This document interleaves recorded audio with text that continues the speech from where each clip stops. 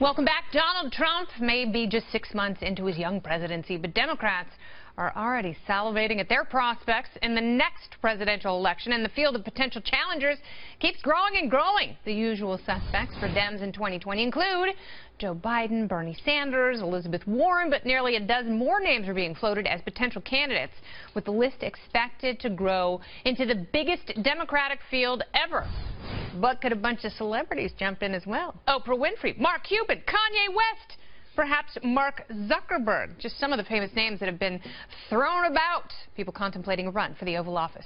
So has the current president set a trend that Democrats can follow? Joining me now, it's radio superstar and host of The Breakfast Club, Charlamagne Tha God, also the author of the fantastic new book, Black Privilege, Opportunity Comes to Those Who Create It. New York Times bestseller. Hey, Kennedy. Hi. How are you? It's so great to see you. Happy to be here. So before we get into your book, which is fantastic, and people should order and read right away. Thank you. I put your government name in there, too. I'm sure people know it already, but I put it in there. I did. Name. Thank you. Yes. I appreciate that. So now I can get my benefits. Let's talk a little bit about this field. Who shouldn't run on that list? Who should not run for president? I saw you shaking your head when I was reading Bernie, Joe Biden, Elizabeth Warren, Oprah, Mark Cuban. Who should not? Well, run? I was shaking my head at two things. I was shaking my head at the older Democrats. I feel like they should be grooming people that are younger. You know what I'm saying? Like, people always say older people for council, younger people for war.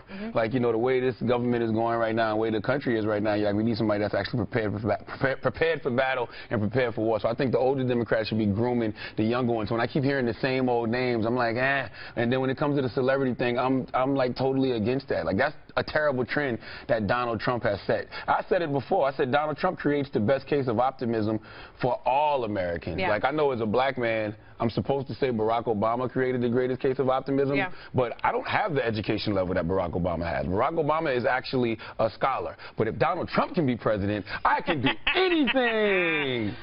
So does that change the presidential cycle? Do celebrities now run, or is this a one-shot deal and we go back to the typical central casting president person? I hope it's a one-shot deal, because I think it makes us look like a sideshow to the rest of the world. It makes us look like a circus. Like, I want people to think that we take our government serious. Like, I don't think celebrity is a qualification to be the president of the United States of America. So Mark Cuban and Oprah, you tell them don't run either. No, and I love Oprah. I call myself, my last name is Pinkett Smith Winfrey Knowles Carter, and I think Mark Cuban is a genius, but I don't think that he should be president of the United States of America, and Donald Trump should not be your bar. Yeah. Like, you know what I'm saying? Like, if you're a celebrity, don't base the fact that you think you can be president off of Donald Trump. Yeah. Like, if you think you could be a better president than him, that's not enough. That's not the bar, no. Let's talk about your book a little bit. And you wrote something in there that I know is kind of a creed that you live by. And that's create the opportunity before the money comes, and do the hard work, which is something that oftentimes is missing, especially for younger people who look up to you. They want everything all at once, and you can't blame them because they get that with technology. It's a very immediate society. But how do you make something like that stick? Well, that's not the way the world works. You know, it's a movie called Belly that stars DMX and Nas, a great, you know, urban classic, should have won an Oscar. And DMX and Nas are sitting at the table, and it's these two young guys at the table with them, and they're all bagging up weed. And the two young guys are like, yo, I want to hit the streets and get money with y'all. And DMX and Nas are like, shut up and put the weed in the bag first.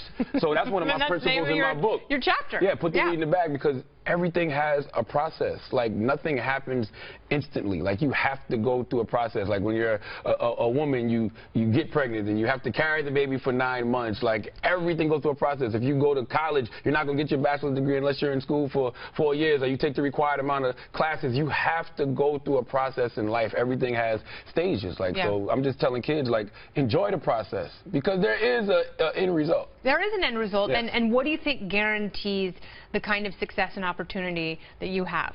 I mean, is it a combination of hard work and talent? Well, nothing guarantees the kind of success that I've had. You know what I'm saying? I tell everybody all the time, success is subjective.